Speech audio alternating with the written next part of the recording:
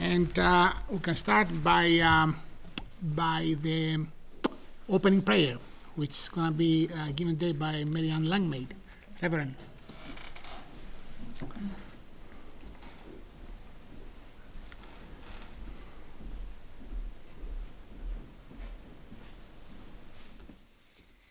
Thank you for inviting me to do this tonight. So let us pray. Heavenly Father, I just thank you for this team of people that you gather together. I thank you for their willingness to serve their community, to be open and to support and help in every way. And so, Father, I just ask, would you pour your wisdom, encouragement, and Father, just lift them up as they continue to walk in this direction. And Lord, that they hear your direction. And Father, that they are just so blessed in all that they do. In Jesus' name, amen. Thank you.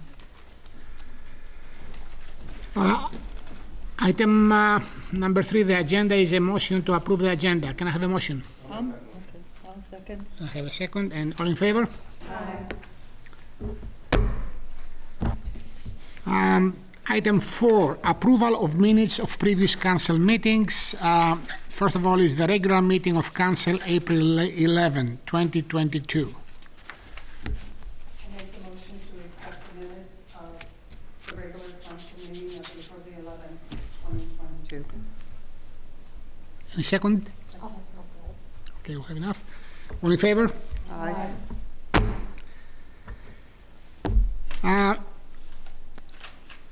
Item 4B, approval of minutes of the closed meeting of council, May 2nd, 2022. I make the motion to accept the closed door meeting of council on May 2nd, 2022. I'll second. All in favor? Aye. Conflict of interest declarations. Any conflicts to be declared? No conflicts? And we'll move to delegations. And the first one is by Reverend Marianne Langmaid. Marianne?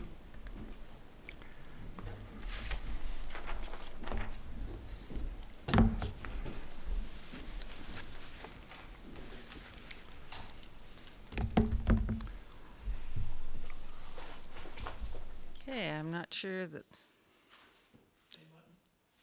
it's I can see it. Oh, there it's coming. I'm not sure how much you can see, but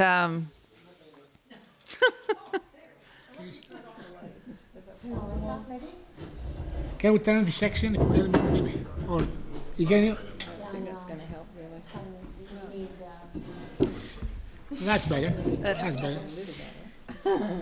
so I'm asked if I could come this evening to just share what's happening in the community. And so this entails a group of people who began to come together a couple of years ago, and we call ourselves community builders. And so this team of people were people, our nonprofit representatives, government representatives, some church representatives, just anyone who had an interest in what can we do in our community, to an area, Charlotte County, to come together and work together. And our focus became quite focused on the youth. And so with a facilitator who came, she walked us through a program, and our vision statement that we have since come together, it's the Community Builders Network is a provider of brave spaces for all youth in Charlotte County, providing space for youth to heal, connect, and grow, focused on working alongside youth to co-create a brighter future for the region.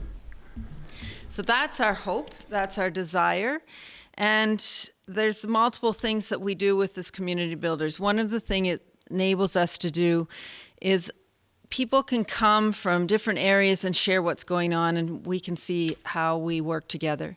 So for instance, there's the community link in St. Stephen. We just had Keith Pierce, who came and spoke to us this past week just to bring us up to speed what's happening there. Keith is also someone who's working on, if anyone's ever heard of the program, Yes. That was a program that was for youth 15 to 29, and that was to help them find employment or get education, and it started in St. John. So they're now changing that. It's going to be a different name, but that's the program he wants to bring into the area. So that's an example of he's coming, he can share, and we can support. So from that coming together, we began to look at sort of a survey. We did a little survey with different groups and actually went to youth and talked to them as well. And what are the greatest challenges faced by youth? Well, there's the need for healthy environment. That is a real big one. Safe housing for youth, healthy mentors, motivation skills, unemployment, positive momentum, and parental engagement. And then there's the food security, food insecurity, I should say, which we all know that we've had the backpack program, we've had the school breakfasts. We know that there's the need out there. And Charlotte County has very high statistics for our youth in poverty. And matter of fact, if you compared and looked at Toronto, it was very close, percentage-wise.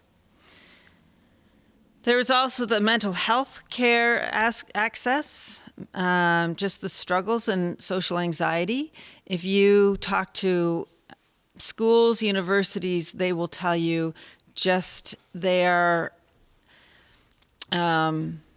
shocked at how much of a need there is in mental health. And even when we went to talk to some of the young people, they talked about the stresses they felt and the struggles that they had. And also the limited resources.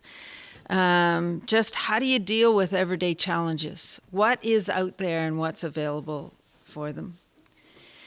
And so when we began to look at these things, we came up with some hopes, some plans. And so we came into 4 groups. We began to think, what were the 4 areas? There's lots of areas we could work on, but what were 4 areas? One is called the Unicorn Cohort, and that was to seek who our young people are as leaders and help them to grow, help them to develop, help them to be a part of what's happening in our community, and recognizing that they can lead us in amazing ways. Then there's the Unity Festival. And the Unity Festival is where the communities come together with music, food. There would be displays. We had hoped to be able to get that going this year, but we think it's going to be another year before we do that. We'd like the youth to be a part of operating that and getting that going. Then there's the Bloom Market. So the Bloom Market is recognizing that our young people, several of them, are little entrepreneurs. How do we help them? How do we develop that? How do we help them to learn and to grow? And so we've called it the Bloom Market. We're actually hoping that they'll have a little market in June, and that we'll get another one if it's possible at the Family Fun Days, that they will be able to have the little market as well. Again, this came from them, meeting with them and asking them, so do you work? And we were really surprised of several of them saying, yeah, I make things. Well, how do you sell them? On Facebook or on, it's not Facebook, it's the, I'm not good with my media, but it's all through media that they've just taken on, making bracelets, making earrings, those kind of things. So we want them to learn more And we're hoping that different groups will come and be mentors to them, help them develop and help them to grow. And then the fourth group was Community Hub. From St. Mark's, we have a building that we felt we could offer to be used for our young people. Not so much to be a youth drop-in, that wasn't the idea, but to be a place where they can learn, where they can grow.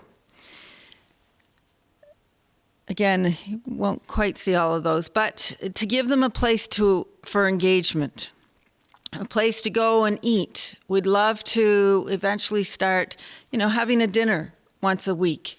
A place that's quiet. One of the young people said to us, it would be really good if some kids who have chaos at home could go somewhere and get their homework done. And so we'll have that opportunity. A place to talk, a place for theirs to find support, a place to learn. We have Big Brothers, Big Sisters who want to come and do a program. We have Boys and Girls Club who have said they too would come and do some programs. Develop the leadership and give them the opportunity for a place for creativity. And so those areas within the hub are something that we want to start working towards. And so as the hub, we've already started to work with mental health, CMHA, Charlotte County, or Community Mental Health Association. We also have with them is Work Stronger Together. And so they're helping us to be able to hire some people, to be able to give some people a job, and to be able to, our first focus is to set up a cafe, an internet cafe. And what that will do is that will allow young people to come in and do their homework. And it will give them a copier to be able to print and do things. And it's not just for the young people. It enables people who are looking for a job and need to come in and do some research. So there's all of these things that are going to be available to them, to people who just need that extra support. And the cafe part will also enable people to have some jobs, to be able to give them some work. I had met a person who went into a community and their focus was how do we help and how do we love people?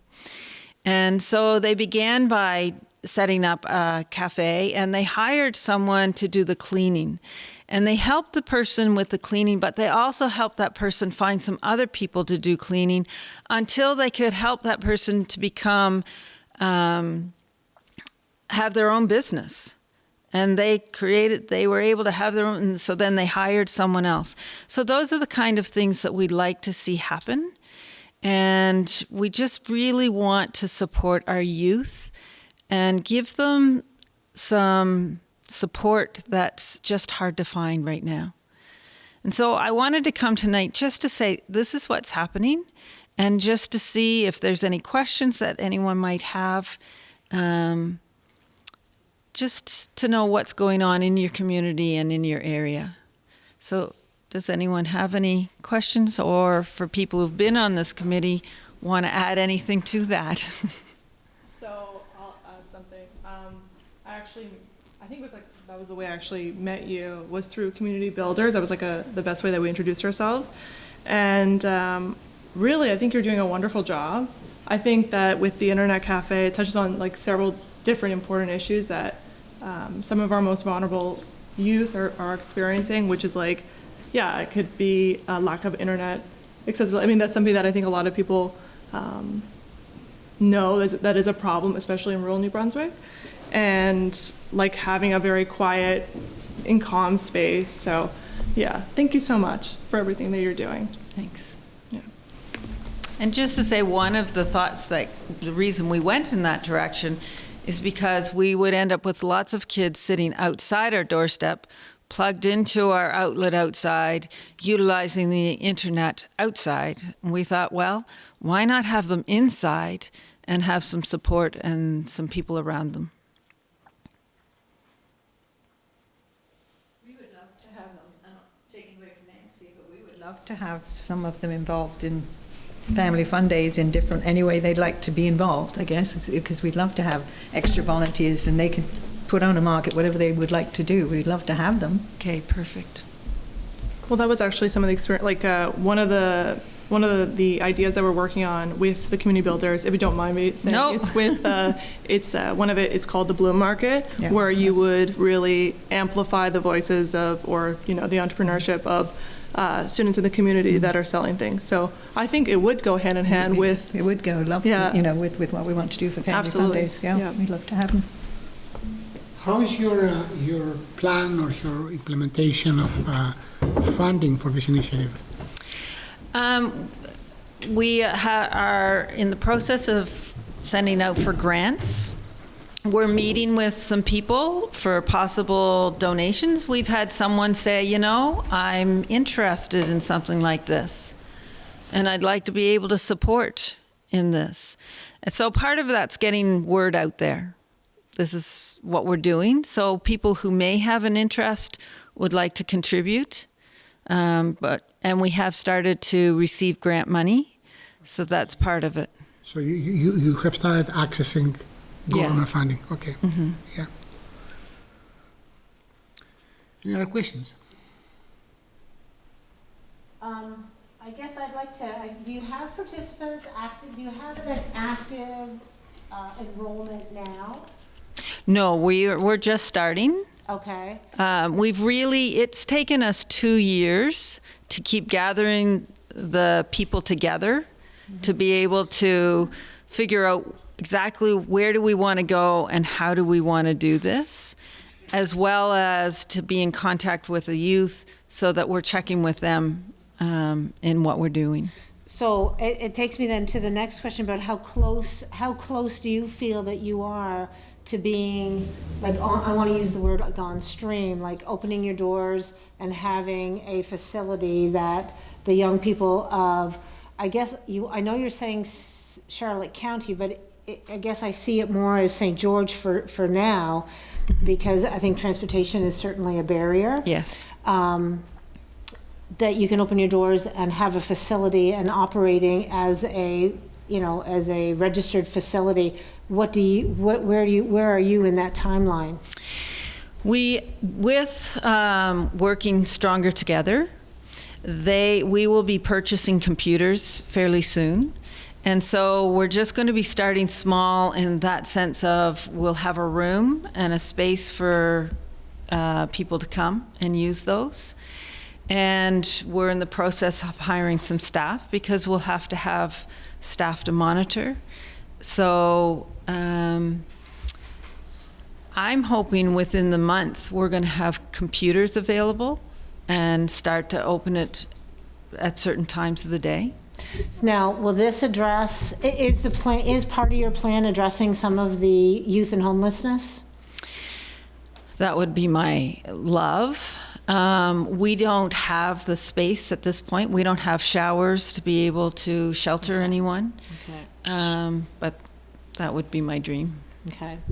And so you mentioned a program, the U-Yet, that is 15 to 29. Is this the same age bracket that you're speaking of here in this? Community builders felt to go with 11 to 18, but we are in connection with, because there's an overlap there, so it's U-Yes. And that is in St. Stephen, but if we knew that there were young people here that could, and they're still working on getting their funding to get that going, but we do find young people that we could get into their program, then that way we could begin to work with some transportation. Transportation is one of the barriers, yeah. Yeah, and it's one of the topics that we haven't dropped, but we're just sort of trying to get these other 4 areas going, and then we recognize like that is on our list of it's a problem. Now, you mentioned the link. Are you also working with Jim Stewart in regards to the Neighborhood Works?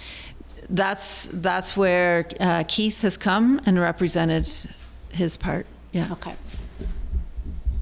Because they're doing some fabulous planning in regards to the purchase of the old Catholic Church and creating a space there for youth of all, on all levels, like from housing to entrepreneur to learning and everything. Yeah. Yes. It would be a great link between the two communities for sure. Yes. Yes.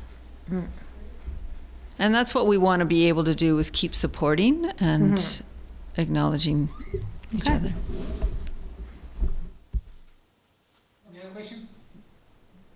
Thank you, Marianne. Thank you for letting me very come much do for this.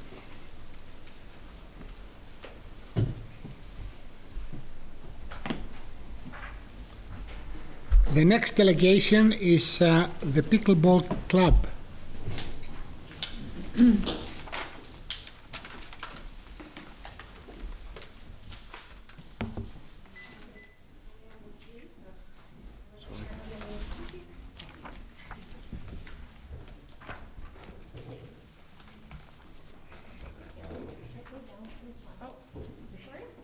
Oh, you want to do this? She's low. Oh, here, I'll share. Hi, I am Sari Hatt. I'm here on behalf of St. George Pickleball. Our group has come up with a significant amount of funds that we've raised through Chase the Ace, and Cook Aquaculture has also donated some money, and we would like to redo half of the tennis courts as pickleball courts. And hopefully, with your help and permission, that is what we're going to do. So we, with the help of Andrea Mason and her office, we've applied for some fund matching, and we were talking to Jason, and with your help, with the $5,000, we will have $50,000 saved up, and with fund matching from the government, which Andrea seems to think we should be able to qualify for, we have all of the money to do everything to redo the whole courts. I don't know if any of you have ever played pickleball. It's lots of fun. It's for all ages. We have our youngest member that comes and plays is 8, I think, and the oldest is 74. So it's wide range. It's for everybody. It's kind of like tennis, but it's a smaller court, so there's not as much running. So older people can do it as well as younger people. I have a list of everything here that I've passed out of all the different quotes that we have. It's around $100,000 with everything.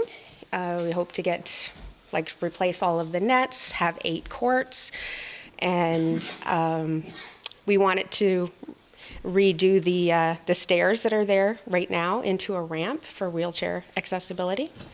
If that's something that you guys are willing to let us do.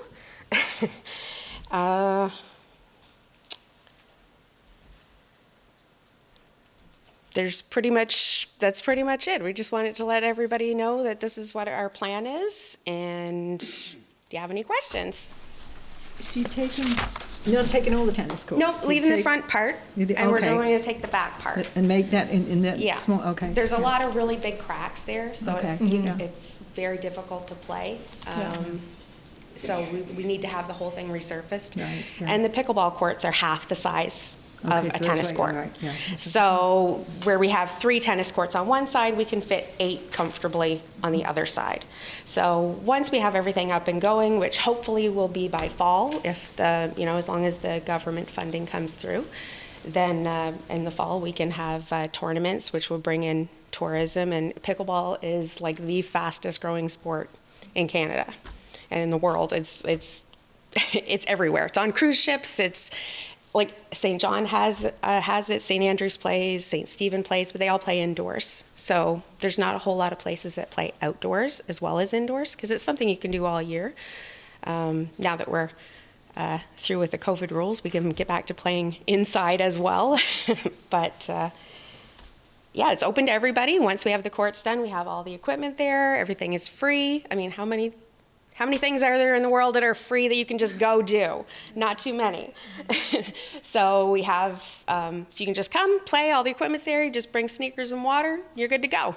Well, there's always people there to play, there's always people there to help you with rules. We're willing to put on demonstrations, help youth groups to come in and get like youth teams competing and everything. So we want it for everybody.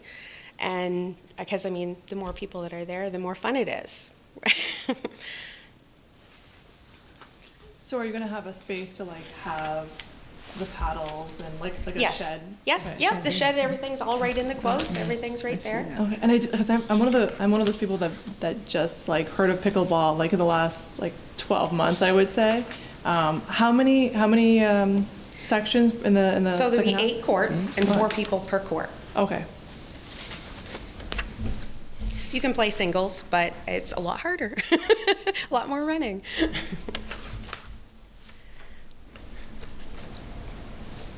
So we would need to, on your behalf, was the $5,000 to top up hours to the 50,000 for the fund matching. And we would need, when we get the play tech to come down and do the resurfacing, we would need a water truck for them to use. And we do have a light quote in here as well, because the lights that are there are not sufficient to play anything at night, because all summer we play until like 9 o'clock. So and it's very, very hard to see. So you know, we would have to replace the lights, which is all included in here. All of the quotes and everything is right there. And that's about it. All we need is a little bit of money, a little bit of permission, we're good to go. And hopefully we'll have everybody come and having tournaments and playing here in St. George, and like the whole community, it's not just one age group, it's everybody. So what nights do you play? We play pretty much any night it's nice out. Right now, we have a Facebook group, St. George Pickleball, and we post on there when we're playing, but you can pretty much find us there pretty much any night that it's not raining, and some nights that it is raining. Because we have a very dedicated group of 20 people right now that play, like we play for 2-3 hours every night. I mean, you can come and play for half an hour if you want to, or for an hour or the whole 3 hours. You can come and go as you want. There's no real, legislation or anything that you have to be there so many hours or to be part of our group. Everybody's welcome to come and play as much as or as little as they want to. I have no idea what pickleball is, not even remotely close to it. But outside of that, you mentioned 2 things. You mentioned the stairs. Mm-hmm. So the stairs, Jason, does that belong to us as a town? So is it our responsibility that we make those safe? What is wrong with the stairs? The stringers are all rotted. Then so it's a safety Yeah. issue? So is that something that as the town, whether it's pickleball or tennis, that we should look after anyway? And we thought where it was stairs now, it would be better to be a ramp where it's so steep. Mm-hmm. Like, I mean, the angle of the hill that you go up to, the stairs are really difficult to traverse. It'd be easier if it was a ramp. Okay, so, and then the lighting, is it just insufficient what MB Power can provide in the dusk to dawns, or is it something special that you need for lighting? Well, Jason was going to look into the wattage of the lights that are there, because I think they're very low wattage right now, but I didn't know if you had time to look into that yet. But, so the lights that we have the quote for are to make sure that you can play in the evenings, because like you really literally cannot see. It's fine to walk across, but I mean, it's not to see a ball coming at you very quickly. Would you play under the lights? Oh, we play under those lights now until we absolutely can't see. It's always skinny. Yeah, it is. It's really, really hard to see. And the lights are for the entire court, not just the pickleball court. The quote is for like the entire court, tennis and pickleball, so it will benefit both. So then my next question is personal. Do you give lessons? Sure, we can, like, we have no problem. We have all discussed it already, that we are totally open to having certain nights come for beginners to teach them ahead of time and you know, kind of get them interested in the sport. We're all willing to give up our time to do that, no problem. Total amount of money for the project? It's about $100,000. For one half of the unit up there. Just to resurface is 73. Yeah, I know that. Yeah, it's big. But our budget that we have is for the whole thing. Yep. Our budget. Oh, your budget. Was for that whole court. Oh, I had no idea that you had a budget to resurface, to do the courts. Yeah, well, there's some there for it, but it wouldn't be a whole lot. Well, we don't really need a whole lot. We only need 5,000. Only 5,000? Yeah. Yeah, this one wants 5,000. So 5,000 is not a whole lot, but we've come up with 45. And then hopefully get the rest from the government and match it up. Yeah. It's not gonna go very far. I'm very impressed by the leverage. 20 people is $3,500 per person, essentially raising money, which is amazing. As a, you know, as a Well, there was only 4 of us that raised the money, and none of us are from St. George. Yeah, no, I mean, this is a very impressive fundraising. I don't know how you managed to do it, but it's really impressive. Thank you. I've never seen pickleball. What are the pickles? Just for a second. No, seriously, Pickleball is basically a cross between tennis and ping pong. Well, ping pong. Yep, so you have like a ping pong paddle, a big ping pong paddle, and a wiffle ball with the holes in it. And but the rules are kind of like tennis. So the best part, in my opinion, of pickleball, other than the company, is that it's such a great stress reliever. You can go up and you can smash that ball as hard as you want to, and it doesn't go anywhere. And, you know, I have hit a few of my teammates. But they're all okay with it, right, Alicia? Yeah, mostly Alicia. Can I ask you one question with regards to your, I guess, schedule for actually getting the package together? What is your operating schedule for actually getting a commitment from us, a commitment from whatever other partners that you have? Well, everything's in place right now. Except us? Except you and the government matching. But Andrea Mason we've already filed all the paperwork. That should be within a month or so to find out for sure if we get everything. And then the place to come do it, everybody will be right on the schedule, so it'll be in the fall. Yeah, no. My personal understanding is that $5,000 from a town for getting half of the right. courts restored to something that would be used is a very good bargain. And I just want to actually have Jason to actually look as to if we have the money, and if we have it, I personally will support it, and most of the people will support it. So where are we, Jason, with that? Well, I mean, I guess it would be something that's unbudgeted, Yeah. or we would have to sort of do a reallocation of funds that we currently have budgeted, so it would take a little bit of time. Not something I can do tonight. And I don't have, the full budget in front of me, but, We have the money for resurfacing? Oh, okay.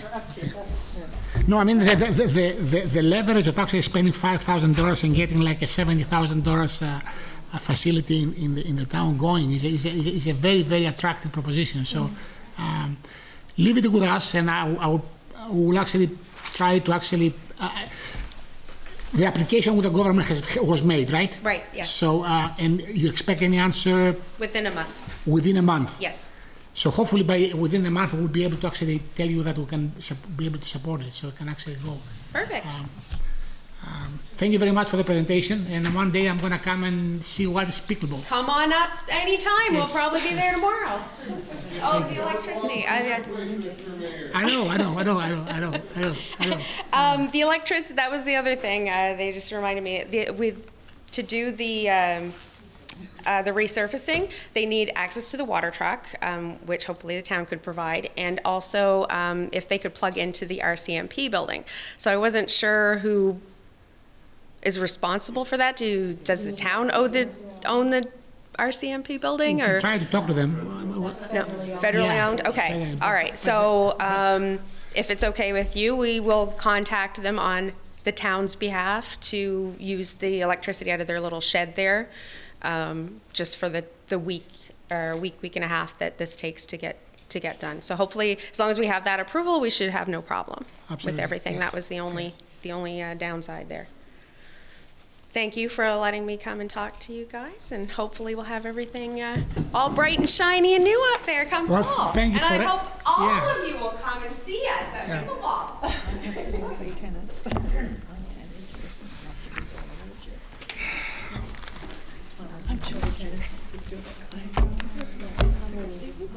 We are moving on to general reports, and we start with the general government report. Jason. Thank you, Your Worship. For general government report for the month of April, we continue to be awaiting some scheduling of meetings with developers for an apartment building at the corner of School and Carlton Street. I think we finalized that actually perhaps this week to arrange that meeting. We're still working with a developer with Hillside subdivision, and specific topic is the drainage plan for that area.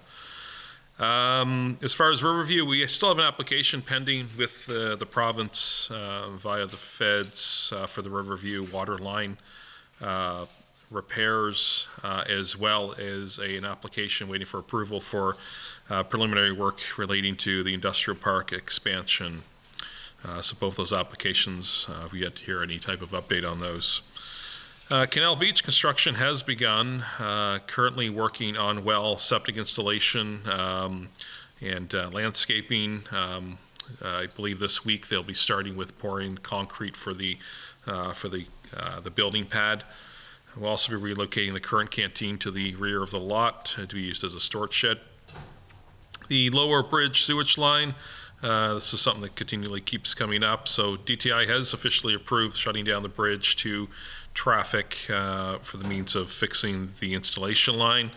And we are just awaiting an updated quote from the contractor. Street sweeping should be on site this week, sweeping throughout the town. A time capsule, town is looking into installing a time capsule to commemorate the end of the town's incorporation as we move to municipal reform. We've been incorporated since 1904. Crosswalks versus waiting for paint supply for our public works. We are waiting for some responses from several traffic line companies for crosswalk painting. As some council members may know, we've struggled with some paint supply, and it seems to be just a supply shortage across the nation. Dangerous unsightly properties. We've had some movement on one specific property here in town, and the owners are, instead of sort of trying to put money into an older building, they're going to be removing the building. Capital projects, we have a tender closing tonight, and that will be for a variety of different paving projects throughout town.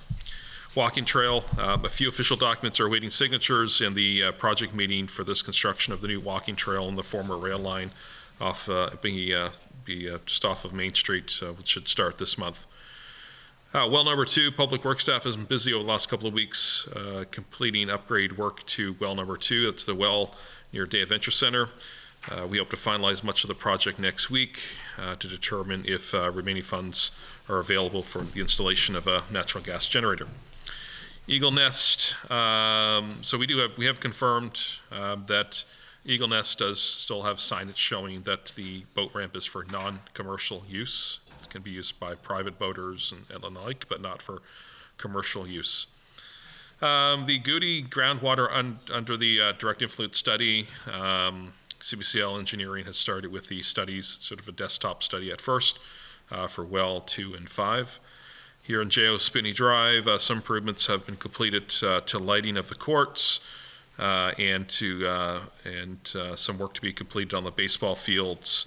We also ordered some picnic tables for the splash pad and the bathrooms at the end of J.O. Spinney will be reopened by the end of this month. And much like the pickleball, we're just waiting to hear back on the wattage of the lights that we have here to make sure they're right. The BIA, with the closure of the business improvement area in town here, the town has now received funds from the BIA, which is also on agenda for tonight. Pickleball and tennis court. Pickleball, the porta potty was installed, and as well we are waiting on details on the wattage of lighting there. Speed radar trailer, we're planning on bringing the trailer back to town with some focus on some streets such as Main Street, Northern Riverview Avenue, and Carlton Street. Day Adventure Center, we now have 5 of the 7 buildings have now been assigned some tenants for the summer season, and that will end in November.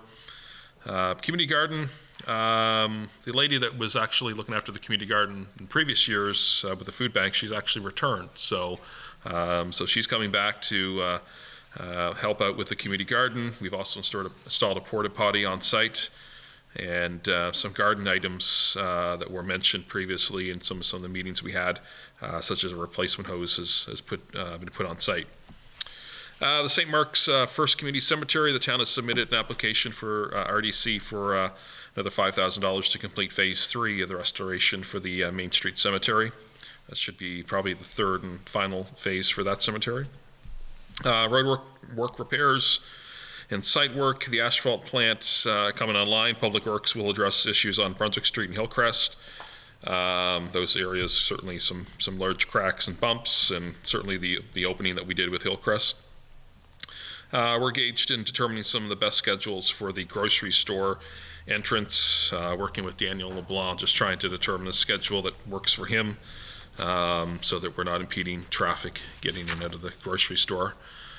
Mileage expense, the town, along with some other municipalities, is looking at proposing possible adjustments to the town mileage reimbursement amount due to rising fuel cost. We're also working with the RDC on the Regional Service Commission is going through much the same process.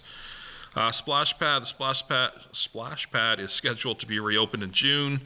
We should be having an official opening this year, and actually the guys were on site today bringing it up, and it's just needs to have the switch turned on, so it is ready to go now. Riverview in Maine, we're still waiting some information on the park land at corner of Riverview in Maine from the current owner on just what the future is going to hold there. The gazebo on Main Street, the shingling of the roof is expected to be completed this week. As far as complaints, we've received a few complaints of unruly behavior here at the J.O. Spinney courts. Our CMP were advised, and we're working with them whenever they need for access to security cameras and such. There was a trash issue with the Day Adventure Center, Main Street, and at 40 Main Street as well. So lots of trash, unfortunately, being thrown around. One other thing to note with regards to the RCMP, town just needs to certainly acknowledge that Brent Allaby, a longtime member, is retiring this year. His last date of work will be in June of this year. So we certainly want to acknowledge the work that he's done here for the community. And that is it for community updates. Thank you, Jason. Questions?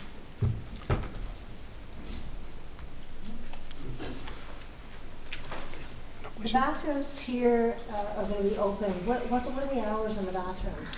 They stay open all night. All night long? Yeah, we can't come up in the evening and lock them up, unfortunately. So that's why we typically will leave one open and keep the other one locked to kind of rotate them through a little bit. So yeah, can have some problems with that sometimes. I have 3 points to make. The first one is I met a resident the other day who was coming to launch a boat at the Adventure Center, and he felt that by that time we would have the ramps. Where are the ramps are going to be installed? The docks, yeah. Actually, yeah, they will be installed this month. This month of May. This month? Yep. In May? Yes. Okay. Usually late May. We don't really have a set because date. he was a bit disappointed that he could not launch his boat. The second thing that I want to remark is the proposal that we ask the province to actually do something about the Mount Pleasant Road, and that has been pursued by everybody, the council, the mayor, our MLA. Where is the holdup? Well, we don't ask for more money. We ask for essentially reallocation of existing allocations to a place where it's mostly needed. So where is this thing? At this point, I mean, we've communicated with senior officials with DTI, and it's just them making a decision that changing what they originally planned to put the money into, which was Riverview Avenue, northern Riverview Avenue, and changing it to either Mount Pleasant or Funday Bay Drive is something that they want to do. So we've yet to hear that. We're talking with them weekly to see if once we can get an update, because things need to be tendered. We are losing some time here. We will have other contractors in town doing road work. So to get someone mobilized to come back, we're still going to maybe looking at a project into itself. So it's important to probably find that out sooner rather than later, but it's ultimately right now with the province. Have they given us any indication as to when they will be able to make a decision? Not at this time, no. Can we ask them for that? Right. We have. I mean, they just say that they're having discussions internally, I guess. Can I put a timeline on things with them? I mean, I suppose we could. Ultimately, it's their money. It's really their project. It's our money too. We are putting some money there, right? It's taxpayer money, exactly. Yeah. So it does come from them. It's their budgeted funds. So we really can't. Besides asking, I guess that's all we can really do at this point. The last point I want to make is a lot of things that we try to do, they are becoming moving targets as prices change, and I just noticed the Pickleball court brought some courts, and one of them was issued like May 5 or May 22. It's good for 7 days. So I mean, everything seems to, and I noticed that we have a lot of things which are now awaiting a requoting, and the time is passing, and it's very frustrating. It is. Certainly, the sensitivity with fuel prices doesn't help things. It's changing all the time. So typically in the past, you'd get a quote. It would be good for 30 days. We're seeing a lot of quotes now for 2 weeks, just because of the changes with fuel cost. So it does make things difficult. Okay. Certainly.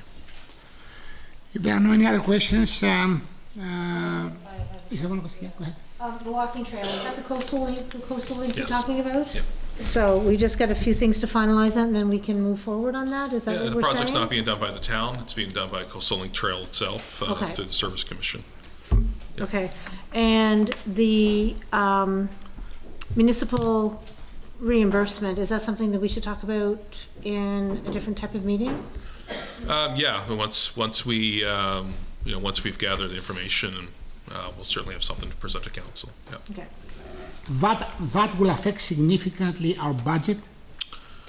I don't believe so, because we've really, in the last 4 years, we've never done a mileage. That's what I'm saying. I shouldn't really say that. Maybe in the last 3 years, it's been previously used, and I think 2019 might have been the last time we've done any type of fuel reimbursement. So that's really been it. Yeah, but our general fuel costs for the vehicles that the town owns is also going to be impacted. Not on this. No, Not this on would be like a reimbursement if To the employees. council or staff uses like a personal vehicle.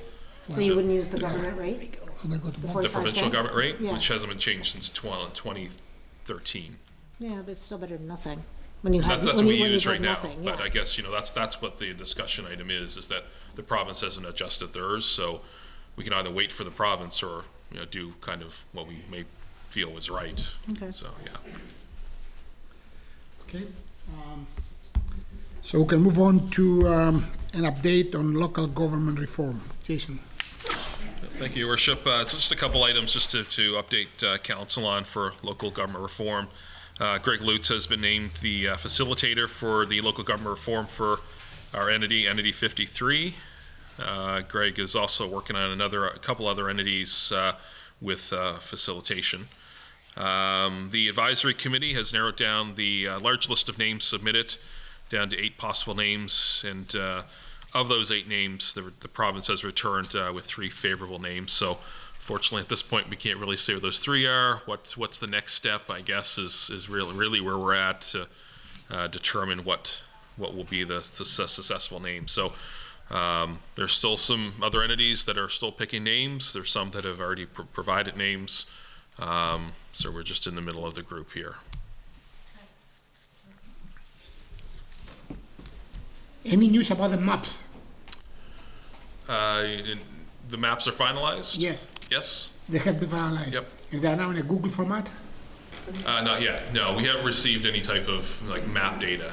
No map data? Which is what we'd like to get, especially as a municipality that we can share with residents. Okay. So not at this point. Any questions?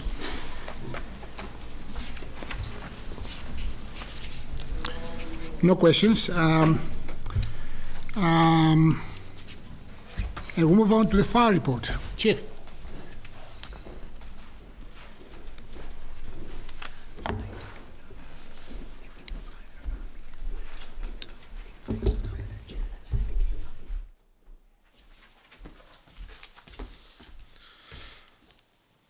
Thank you, Your Worship.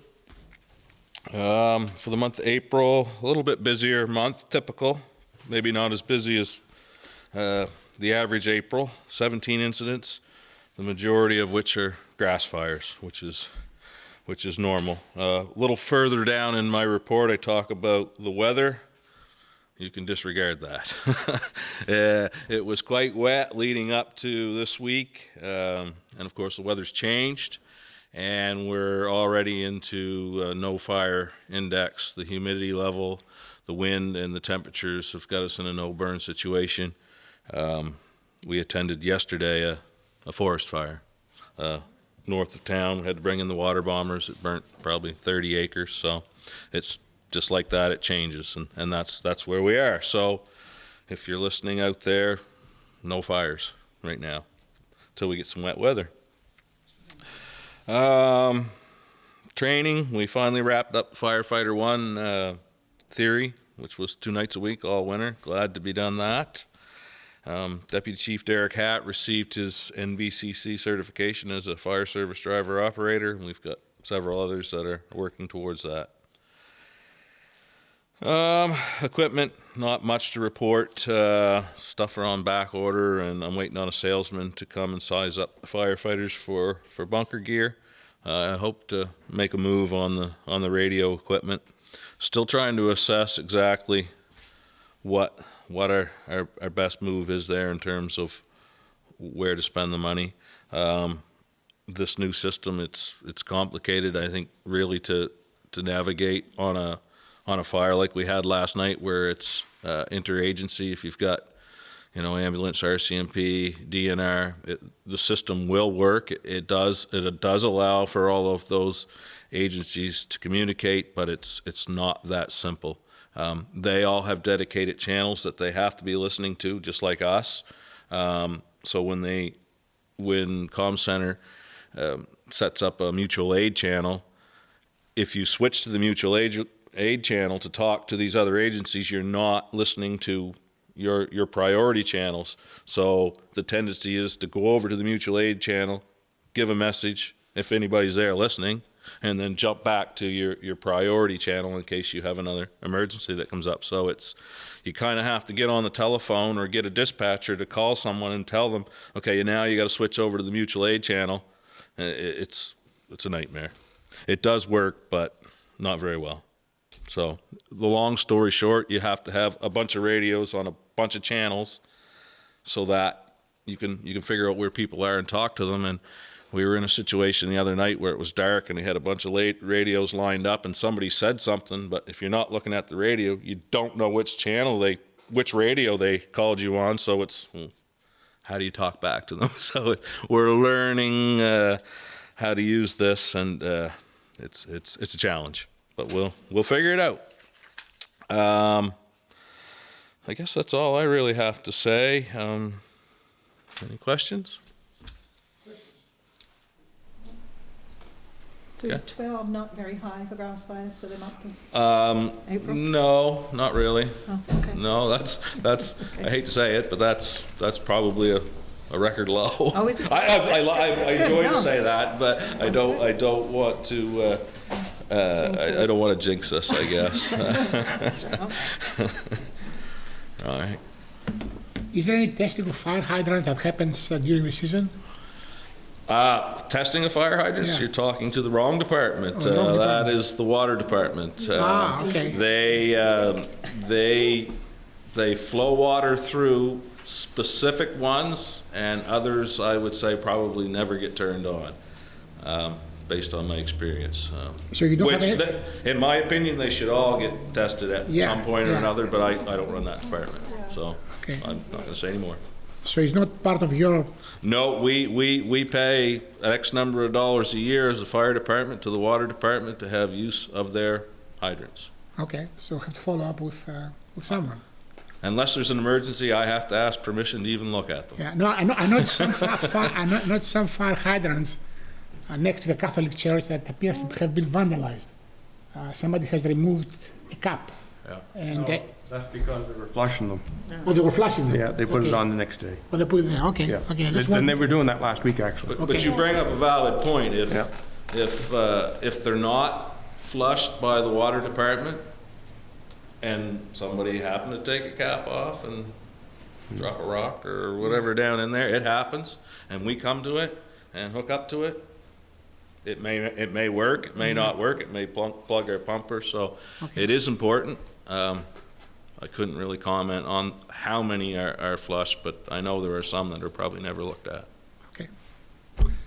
Any other questions? Well, I need to ask why. Why wouldn't they all be flushed? Why wouldn't that be part of your maintenance program?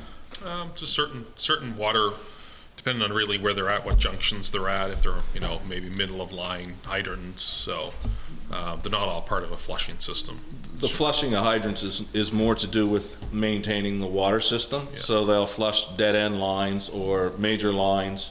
It's not really about the fire hydrants, it's about the water mains. Okay. So, but there should be a fire hydrant component on my part, but like anything that takes work, costs money.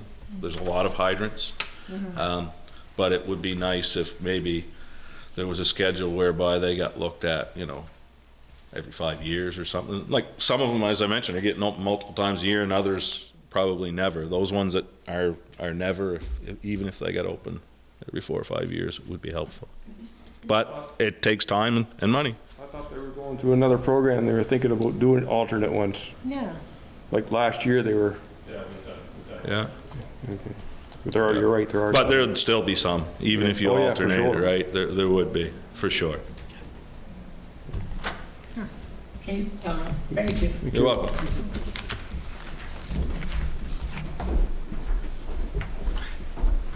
And the next one is building and planning report.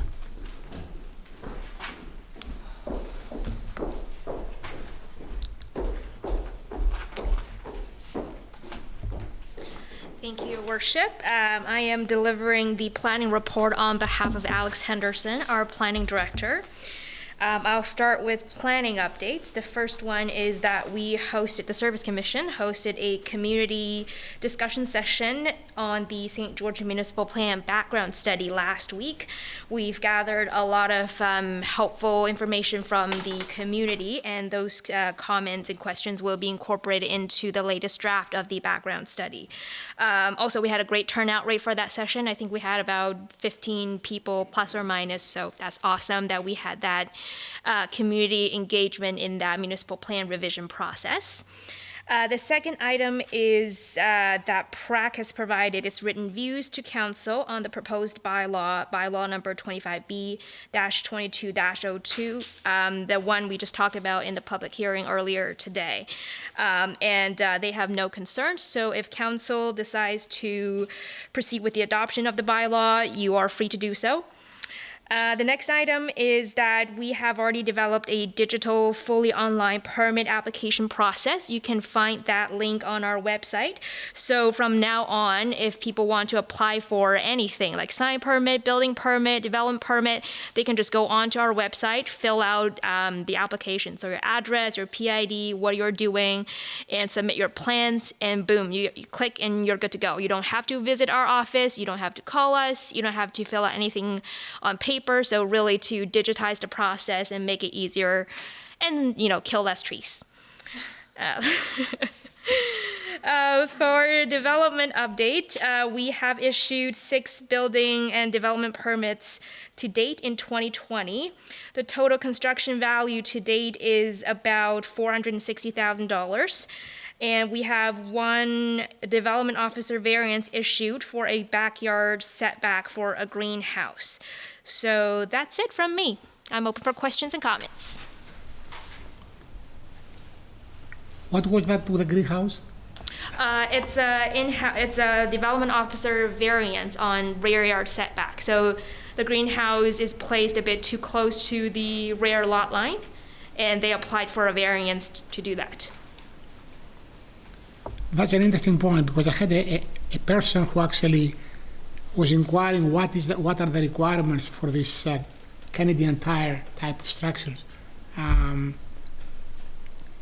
It depends on the zone, so I don't know the specifics on this file, but it really depends on the zone. So for residential zones, it's certain feet from the back line. If it's a commercial zone, it's certain feet from the back line. So it really depends on which property you're talking about. Okay. Jason, do you know you probably know about the person that I'm talking about who actually complained, but just wondering what are the rules for this Canadian Tire? I see many people who are actually building one. I mean, even Debbie's Flower Shop made one just to actually make a kind of a hobby thing. People are building this. What are the rules for this? I don't recall the one for the Canadian Tire one, but this one here in particular was a build, an actual wooden structure, an accessory building. So, they would be different for like temporary structures. Okay. They'd be. So it's like a foundation and all that. Right. Okay. Yeah. I got you. Okay. Any question? Thank you very much for coming today again.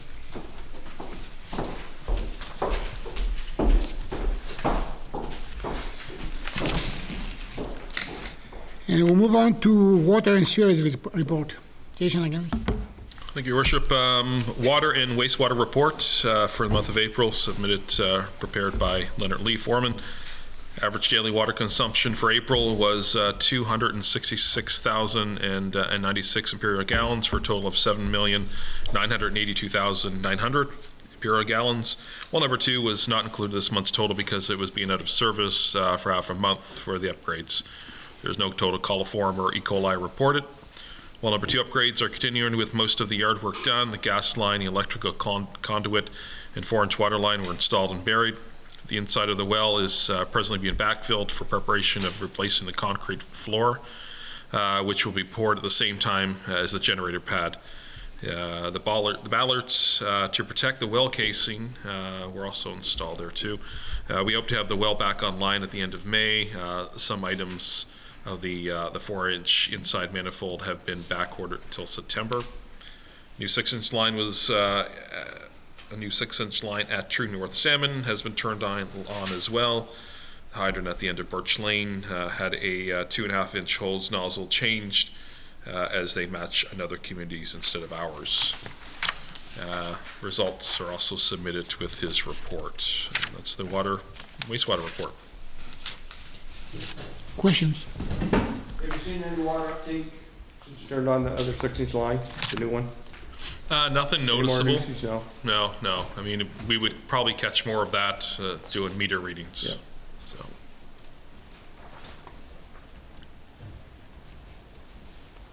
How close we are to the limits of pumping capacity? Oh, we're quite a ways. We're quite a ways. Okay. Yeah. Okay. Any other question?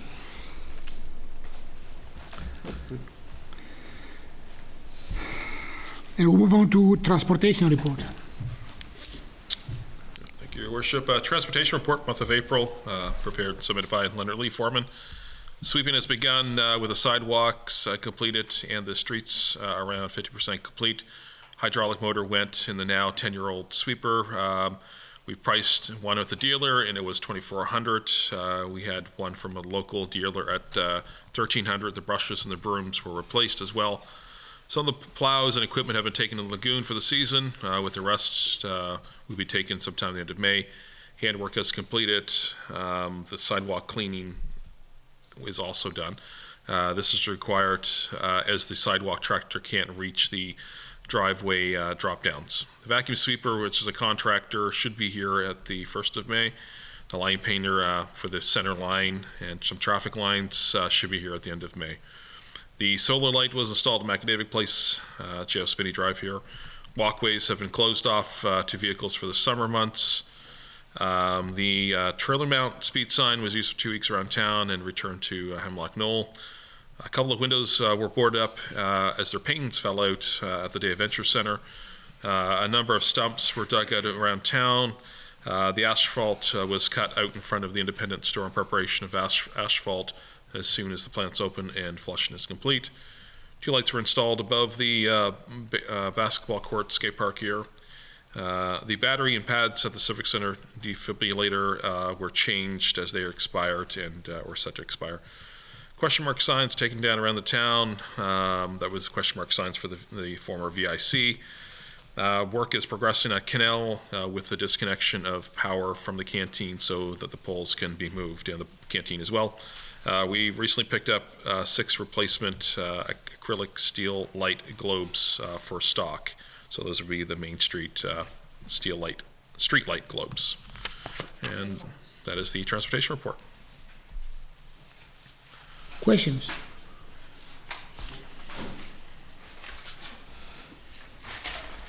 I got a complaint about the hydrant in front of the post office. Somebody broke. It's actually almost disassembled. You know, the old. Oh, the town pump? Yes. Yeah. I mean, it looks bad. Okay. Can we fix that? Is it something? Definitely take a look at it. It does sometimes, if the handle's up, it looks bad as well. It's not a functioning. I know, but sometimes people pull up when I walked, it looked like somebody has either removed or bent something, or. Definitely, we'll definitely take a look at that. Okay, and there are no more questions. We'll move to bills paid and payable. In principle, April 30th, 2022, in the amount of $230,777. Yes.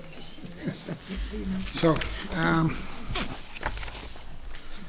if then, I guess, do you want to add anything to the report, Jason? No. Okay, so questions. So did we finish salt and sand? 22, is that good, bad, or indifferent? Is that? Had to be fair. How does that compare with other? It wasn't good. It was Our good. salt was definitely up this year. We had a lot of ice. Okay. I can certainly send something out to council. I think maybe good just to have a good comparison. Yeah, so I just council's aware. So yeah, it was a rough year for salt this year. Was there an increase on the monthly rental of the medical center? Was there an increase? A monthly increase? Yeah, I'm looking at the total, and maybe I thought it was less than what is there? Yeah, no, nothing. I thought it was 15, it's 18, right? Yeah. Yeah.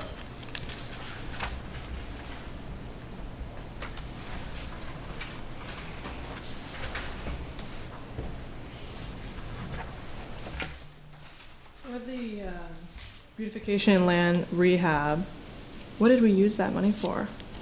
That? Yeah. I'm not sure. What was If it? I'm reading it correctly. What was it? It just says, I think if I understand correctly, it says just $53.17. Oh. What is that for? Do you have the page number? It's section.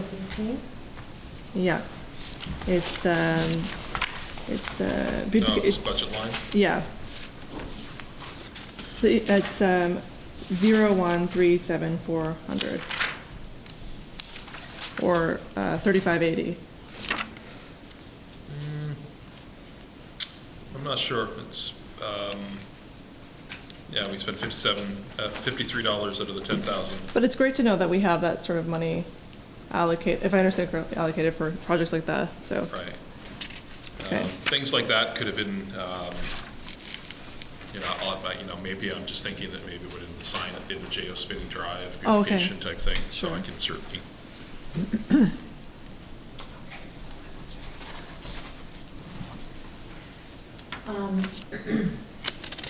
I do have a question around the EJ excavation of $9,039. So I guess there's a couple of questions. I need to have a little bit of clarification as to that is for the carrying or the transfer of soil from the lagoon to that space, to exit 53, or to 52 rather. For the excavator and for the dump truck. Yes. Is that just one bill, or? That's just one bill. That's the total. That's just one bill, but when we talked about this last month,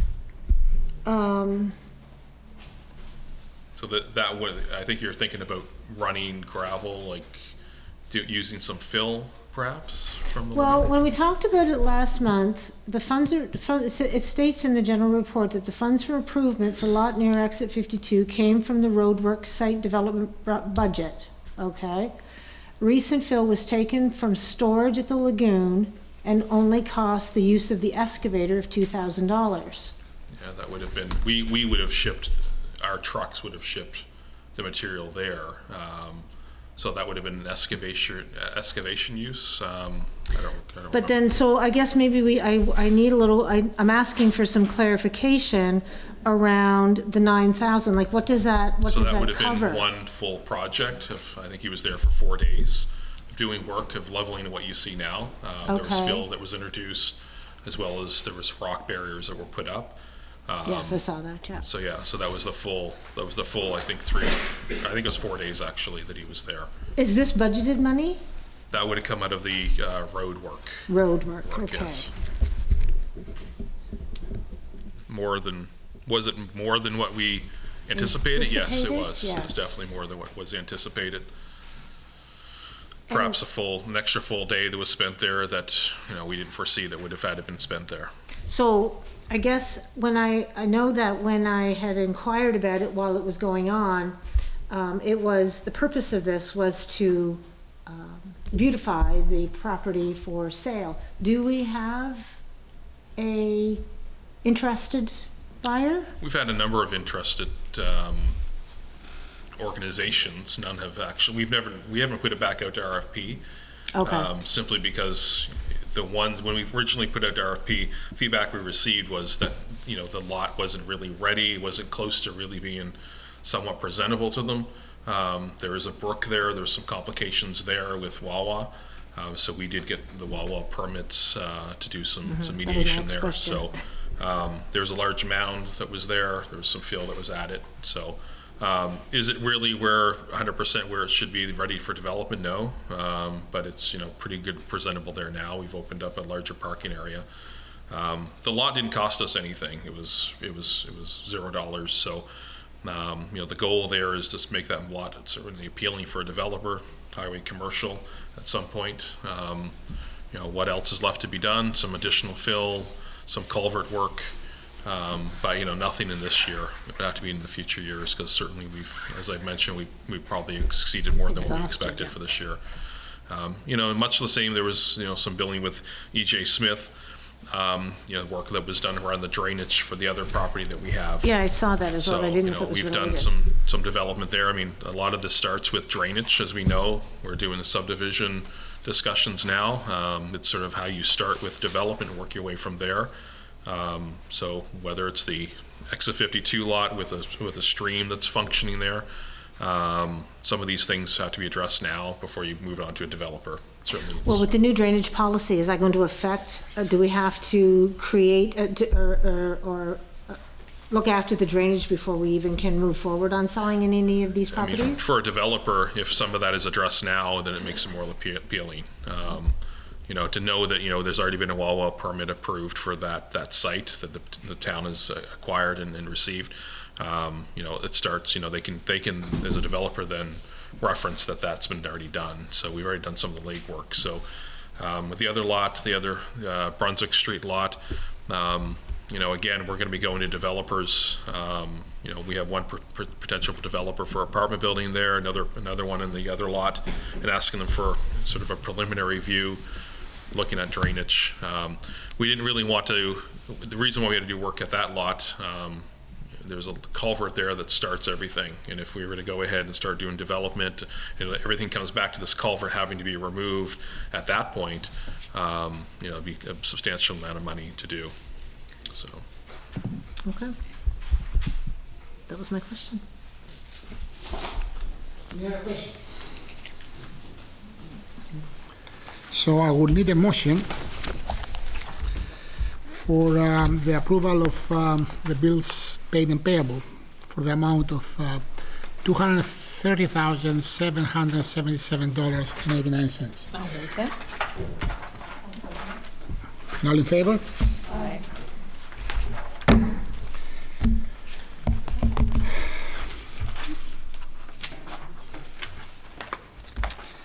And we are moving on to new businesses.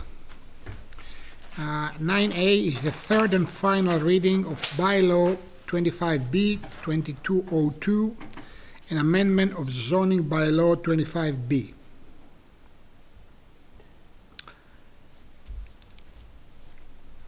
Somebody's going to do the reading? Yes, sure. So really, this is the third and final reading. We did, as mentioned earlier, with the building development report.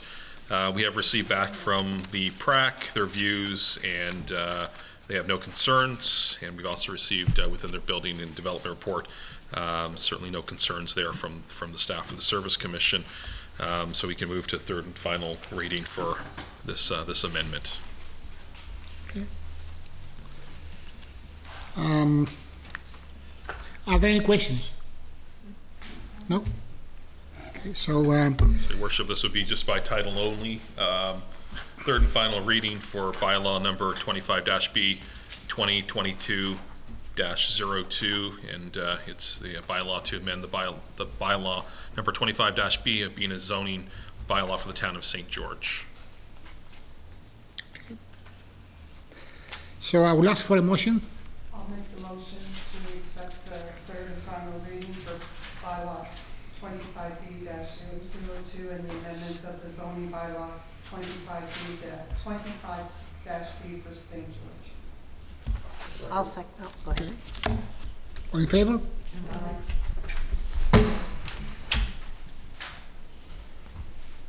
We'll move on to item 9B, Town Memorial Benson Tree Program.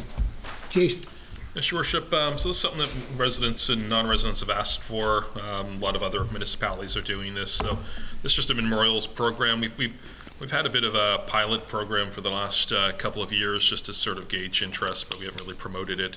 So really what this is, there would be a certain type of a memorial bench with a plaque that a person could purchase. Memorial trees as well, with or without a plaque, that a person could purchase in memory of someone.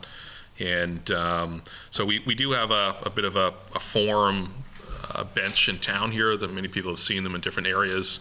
That's sort of a municipal bench that's supposed to be long-term, durable. Other municipalities are using them as well, so that would be one with a plaque. The same bench would be at the Dunwoody corner. And as far as the memorial tree, I guess we're just kind of sort of hung up on, what type of tree to get. I know some experts in horticultural, and maybe they can help us determine what type of a tree, when to plant these trees. So that's I guess what we're looking at. I've just opened up to any type of feedback or suggestions on this. So what idea is it? Fencing a tree? Well, what the It could be both. I mean, I guess it's one or the other. I mean, there's certainly a cost to this as well for the person. So if they want to put a tree and a bench, I don't think I have really a costing rate on this, but I think it was somewhere around the For the bench, it was perhaps around $1,500 to $1,800 for the bench. And that's not full cost for the person. We, as a town, view it as also inventory for us, so we like to see some benches. So I think there's about additional $500 cost to the town for installing the bench and such.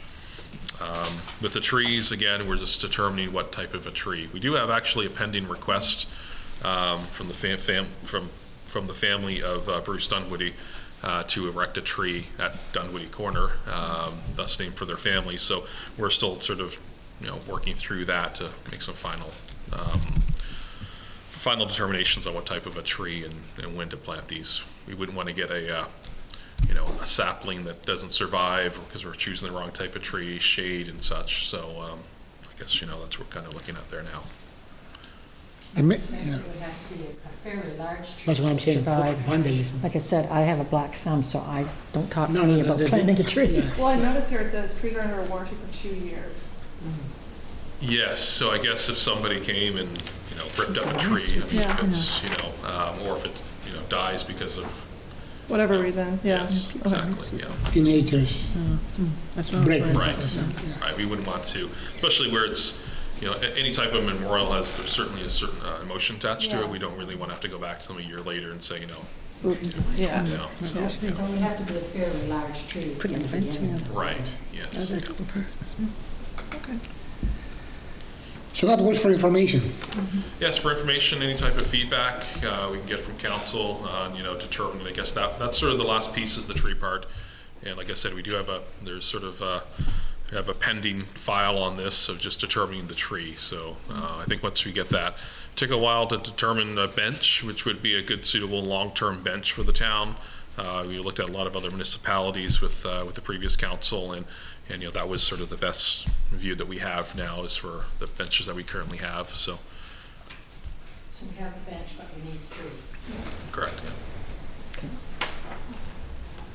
Okay, any other question, comment?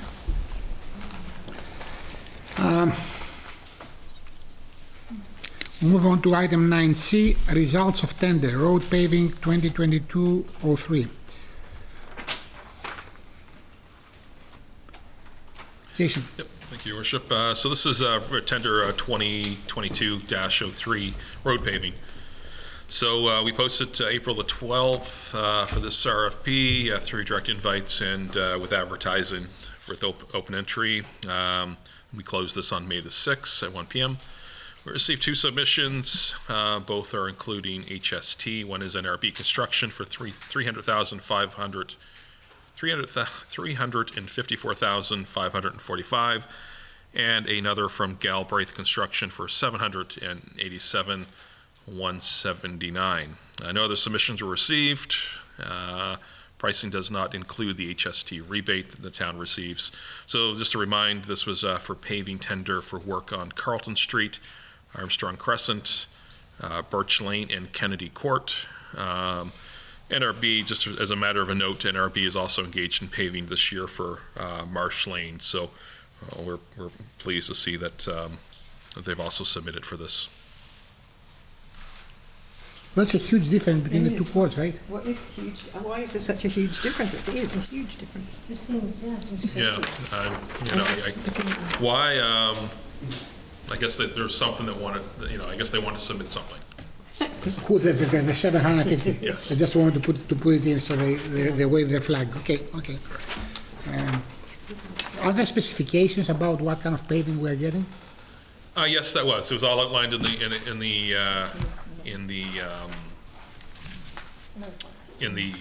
RFP. Okay. Exactly. Okay. Yes. Yeah.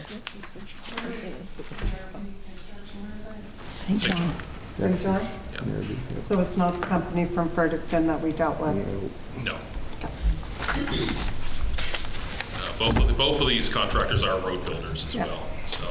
So I guess do you need an approval from us for actually? Yes. Okay. So I'll make that motion that we give the tender to NRB, given the volatile prices of fuel. I think we better look at that tender. Absolutely. Yeah. Do you have a deadline, by the way, to actually put the order in? What's that? If they're underneath our projections, Yes, I mean they're all underneath what we projected back, 6 weeks ago. Second. Yeah. they're all less money than what we thought they would be Okay, 6 that's months good, ago. that's good. So I say if they're less money, we'll be involved. Yeah, I still have that here. Okay, can I have a motion, please, to the motion and, okay, and all in favor? All right. So we'll have a tender to be given tomorrow, or to actually order. Just a note on that there too. As Councillor Armstrong mentioned, I mean, it is lower because originally we quoted almost per street, whereas, you know, this RFP was for the total project. So we did get a little savings, but we probably would have better savings if fuel costs would have been, you know, stale, but unfortunately not. Would they be able to start that like Tomorrow? once the plant's open? Yeah, I mean, it really depends on some timelines for them. We'll get back to them this week. June. June, 1st of June? I couldn't say. I'd have to check with their schedule, yeah. Okay, moving on to item 10, all business, which is no business, no old business, and correspondence. We have no correspondence. That's good. I miss anything? Oh, we did have BIA. Say again?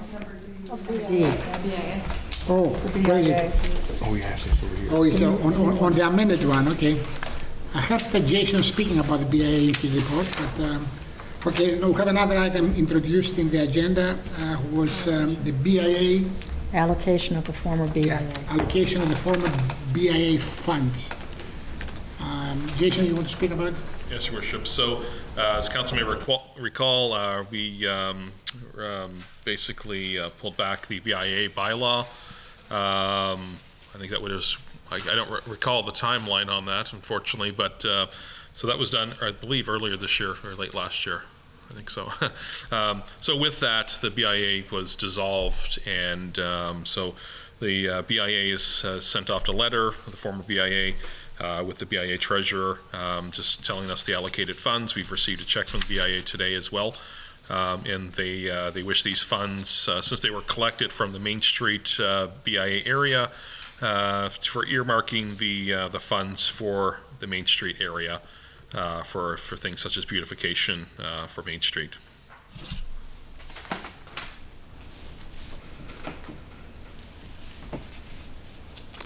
So the item is for information. I'd like to have a motion of council, since it's funds, it's unbudgeted funds, just To accept the money.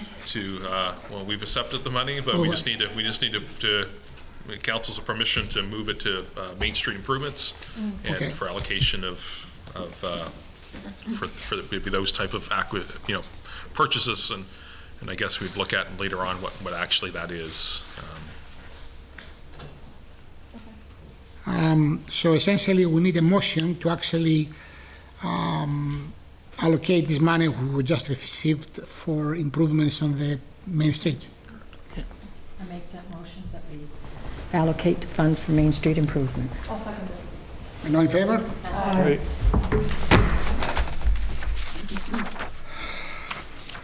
And no business and no correspondence. And public presentation and appearances. Anyone is here to speak? No?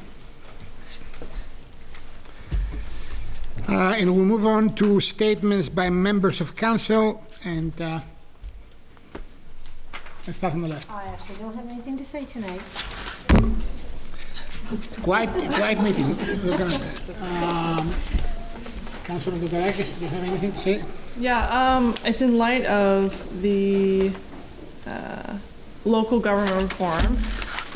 In light of the news that we have a new facilitator, I think it would be very important if someone on the advisory committee could appoint someone as a note taker, so people, like folks in the public and members of council who are not on the advisory committee can have an idea of what's going on and what's scheduled to go on.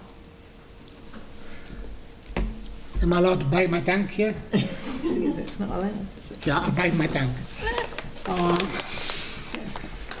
I do, yes, I would like to comment on the recent St. George News Network YouTube that told us that St. George has the deadliest streets, some of the deadliest streets in Canada. If people would like to move to our town or visit, saying that we have some of the most dangerous streets in Canada has done irreparable harm to our image. And I was delighted to see that former councillor Ronnie Cousins, who lives on Riverview Avenue for 25 years, responded to that broadcast. And I quote something for her response where she said, "For council to not find a long-term solution to the speeding problem is negligent and irresponsible," is what Mr. Armstrong said. And she says here, "If controlling speeding is the responsibility of every municipality across the country, I guess they're all negligent and irresponsible. What strikes me as being irresponsible," this is what she said, "is not acknowledging that this is a policing issue beyond the scope of council's mandate, apart from communicating their concerns to the RCMP and the Department of Public Safety." And I did take exception to that we have some of the most dangerous streets in Canada. All I want to say. Councillor Coulton. I too did take exception to that because it was stated that I made a specific statement to the Telegraph, which I didn't, but then again, I'm going to move on to Family Fun Days. We've got some good response. We're trying to get a parade organized, and I'm asking everybody out there, if you want to volunteer, contact the town council. And I've got some people on here in the town council that are going to help me whether they want to or not. And that's all I've got to say. I have nothing at this point. Wow. No comment? Yeah. Okay, that's a quiet sense. Okay. I could, but Brenda? Oh, go ahead. You know you want to. Just want to let everyone know that music will be starting on Thursday night, starting June the 9th. I also would like to thank Brent DeKai for making a beautiful box that he made for Hillary, for the Hillary Hungry thing. It was beautiful. He did a great job. And to all the volunteers that helped out that weekend, that Saturday, it was a great success. And Patty and Tommy, they do an excellent job when it comes to the food bank and everything. I just want to thank the residents for giving donations and their time and coming out and that. And so I hope everyone has a good month, and we'll see y'all at music night. When is the first music night again? June the 9th. June, yeah. And let me bring my thing here and I can tell you who it is. Maybe not. I had written down at home. Sorry, I didn't bring it with me. June the 9th will be the Richard Sisters that will be playing that night. That's all I have to say. Well, I will have a comment to make about the not taking of the facilitated meetings. This provision has been